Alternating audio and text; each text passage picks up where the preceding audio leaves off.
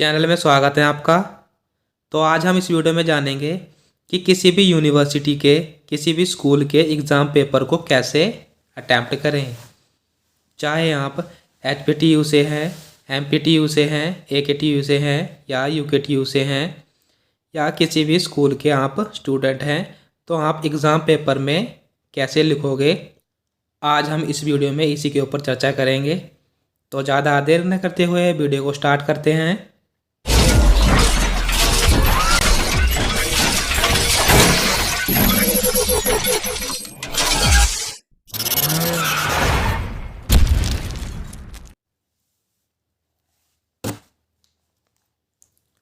तो स्टूडेंट्स के मन में काफ़ी सारे सवाल रहते हैं, तो हमने कुछ सवाल लिए हैं जिनको आप देखोगे और अपने लिखने के तरीके में सुधार करोगे। तो इसमें हमारा फर्स्ट क्वेश्चन आता है कि क्वेश्चन पेपर में अलग अलग नंबर के क्वेश्चन आते हैं, कितना लिखना चाहिए। तो जो आपकी आंसर शीट होती है उसमें लगभग 36 से 40 पेज होते हैं। मीन्स जो आंसर शीट है वो 36 पेज की होती है या 40 पेज की होती है। तो आपको जितने नंबर का आता है उसके हिसाब से लिखना है। तो वो कितना लिख रहे हैं अभी हम आगे देखेंगे। नेक्स्ट क्वेश्चन है, अगर 2 नंबर में डिफरेंस पूछे जाएं तो क्या करें। 7 नंबर में पूछे जाएं तो क्या करें, 10 नंबर में पूछे जाएं तो क्या करें, 5 नंबर में पूछे जाएं तो क्या करें। तो अगर आपसे 2 नंबर में डिफरेंस पूछे जाते हैं, मीन्स आपके पास कोई ऐसा क्वेश्चन आ गया है जो डिफ्रेंशिएट करने को बोल रहा है, तो आप उसमें क्या करोगे। तो सबसे पहले आपको एक बात ध्यान रखनी है कि अगर डिफरेंस आता है तो उसको डिफरेंस के तरीके में ही लिखना है। मीन्स उसके अंदर एक डिवाइडेशन का एरो लगाना है, एक डिफरेंस लिखना है आपको इधर और उसी के सामने दूसरा डिफरेंस लिखना है इधर। और जैसे इस डिफरेंस की जो लाइनें हैं वो 3 लाइनें हैं और इस डिफरेंस की लाइनें आपकी 2 लाइन में या 1 लाइन में ही ख़त्म हो जाती है। तो आपको क्या करना है, जो यहाँ पर सेकंड लाइन होगी, जैसे फर्स्ट पॉइंट आपका यहाँ पे ख़त्म हो गया और दूसरा पॉइंट आपका यहाँ पे शुरू होता है और इधर वाला यहाँ पर ही ख़त्म हो गया है, तो आपको इधर वाले में यहाँ से शुरू ना करते हुए इसके जस्ट सामने ही शुरू करना है। तो आपको इस बात का ध्यान रखना है। और अब बात आती है कि अगर 2, 7, 10 या 5 नंबर में डिफरेंसेस पूछे जाएं तो आप क्या करोगे। तो आपको ये ध्यान रखना है कि जो एक डिफरेंस होता है हमारा वो आधे नंबर का होता है। तो आपको क्या करना है, यहाँ पर 2 नंबर का क्वेश्चन आया है तो आपको 4 डिफरेंसेस लिखने पड़ेंगे, या आप एक एक्स्ट्रा भी दे सकते हो। आप ज़्यादा से ज़्यादा उसमें 5 डिफरेंस लिख सकते हो। और अगर 7 नंबर में डिफरेंसेस आ जाते हैं तो आपको क्या करना है कि आपको 14 डिफरेंस लिखने हैं या 15 कर देने हैं ज़्यादा से ज़्यादा। और अगर 10 में आता है तो 10 के आपको डबल कर देने हैं। 10 के डबल हमारे 20 डिफरेंस हो जाएंगे और 5 के डबल हो जाएंगे हमारे 10 डिफरेंस। तो ऐसे आप डिफरेंसेस वाले क्वेश्चन को अटैम्प्ट करोगे। नेक्स्ट क्वेश्चन है, 2 नंबर में एप्लीकेशन, एडवांटेजेस, डिसएडवांटेजेस आ जाएं तो क्या करें। 4 नंबर में, 5 नंबर में, 7 नंबर में या 10 नंबर में आ जाएं तो क्या करें।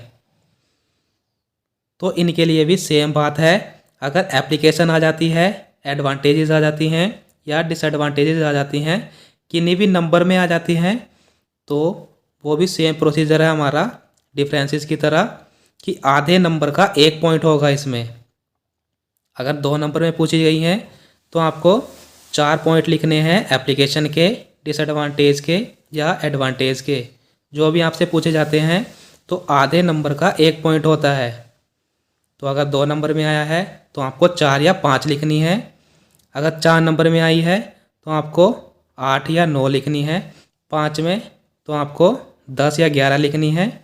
7 में 14 या 15 लिखनी है। 10 में 20 या 21 लिखनी है। तो आपको इन बातों का ध्यान रखना है। नेक्स्ट क्वेश्चन है इसमें, नॉर्मल क्वेश्चन 2 नंबर में कितना लिखें। 3, 4, 5, 7, 10, 14 नंबर में कितना लिखें।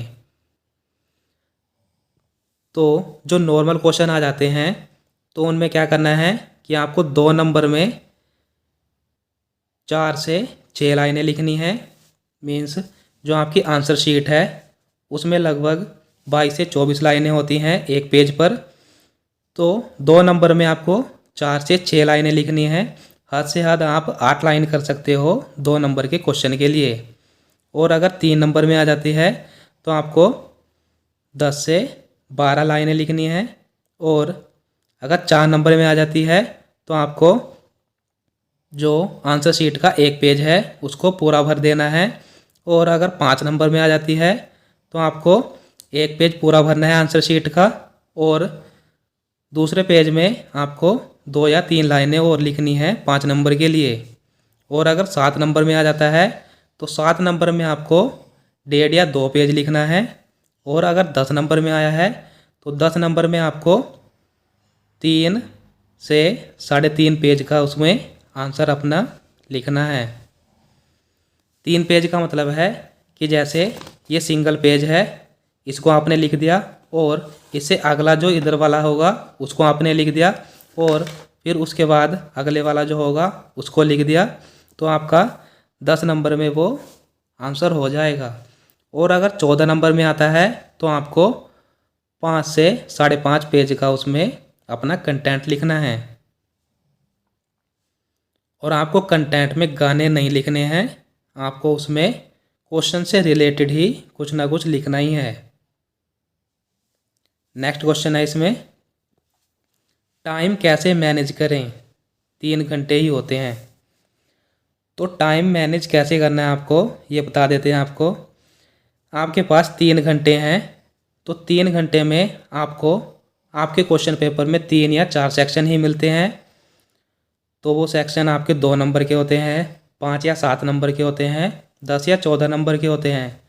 तो आपके पास क्वेश्चन पेपर है 2, 5 और 10 नंबर का। तो आपको इसमें मैनेज कैसे करना है। तो जो 2 नंबर के क्वेश्चन हैं आपको उसमें 30 से 40 मिनट ही देने हैं, और जो आपके 10 नंबर हैं उसमें 40 से 45 मिनट उस क्वेश्चन को देने हैं। और जो बाकी का टाइम बचता है उसमें आप 5 नंबर के क्वेश्चन को लिखोगे, और लास्ट की आपको 10 से 15 मिनट बचानी है, जिससे कि आप अपने क्वेश्चन के आंसर को देखोगे, और उसमें अगर आपकी कोई करेक्शन रह गई है तो आप करेक्ट करोगे। तो ऐसे आप टाइम को मैनेज कर सकते हो एग्ज़ाम अटैम्प्ट करते समय। नेक्स्ट क्वेश्चन है, अच्छा तरीका क्या है एग्ज़ामिनर को खुश करने का। तो आपको क्या करना है, 500-500 के 2 नोट लेने हैं और अपनी आंसर बुक में रख देने हैं, और लिख देना है कि सर मैं बीमार था और मैं नहीं पढ़ पाया हूँ, तो इसलिए आप मुझे अच्छे नंबर दे दीजिए। तो स्टूडेंट आपको ऐसा बिल्कुल नहीं करना है एग्ज़ामिनर को खुश करने के लिए। अगर आपने 500 का नोट रख भी दिया और एग्ज़ामिनर ने देख लिया तो वो उनके गोलगप्पे खा जाएगा, लेकिन आपको अच्छे नंबर नहीं देगा। तो अच्छा तरीका क्या है एग्ज़ामिनर को खुश करने का, तो वो तरीका ये है कि अगर आपके पास कोई पॉइंट वाला क्वेश्चन आ जाता है, मीन्स ऐसा क्वेश्चन है जिनके सब टाइप हैं, जैसे आपके पास एक क्वेश्चन आ गया है तो उसके आपको 10 पॉइंट आते हैं, तो आपको क्या करना है, ब्लैक पेन लेना है और उन 10 पॉइंट को एक बारी में लिख देना है। और जैसे आप उन 10 पॉइंट को लिख दोगे तो जो एग्ज़ामिनर होगा वो आपके उन 10 पॉइंट को ही देखेगा और खुश हो जाएगा। और अगर आपने वो 10 पॉइंट अच्छे से लिख दिए हैं और बाद में उनकी एक्सप्लेनेशन थोड़ी कम ही की है, तब भी एग्ज़ामिनर खुश हो जाएगा और आपको अच्छे नंबर दे देगा। और आपको आंसर शीट के बीच में कोई खाली पेज नहीं छोड़ना है।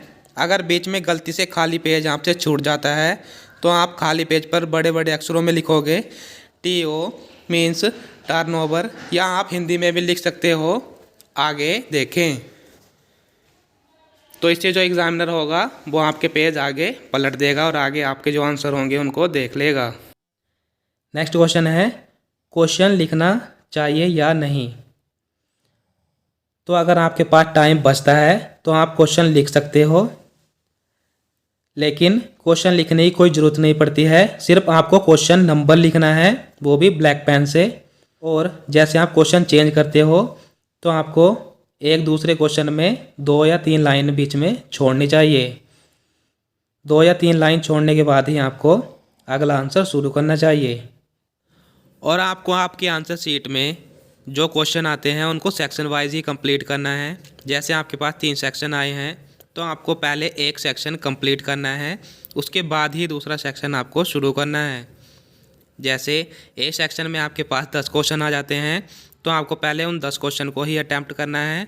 और जैसे सेकंड है उसमें आपको 2 क्वेश्चन करने होते हैं तो आपको उन 2 क्वेश्चन को पहले करना है, फिर थर्ड सेक्शन चुनना है। तो ऐसे ही आपको अटेम्पटेशन दिखानी है एग्ज़ाम में।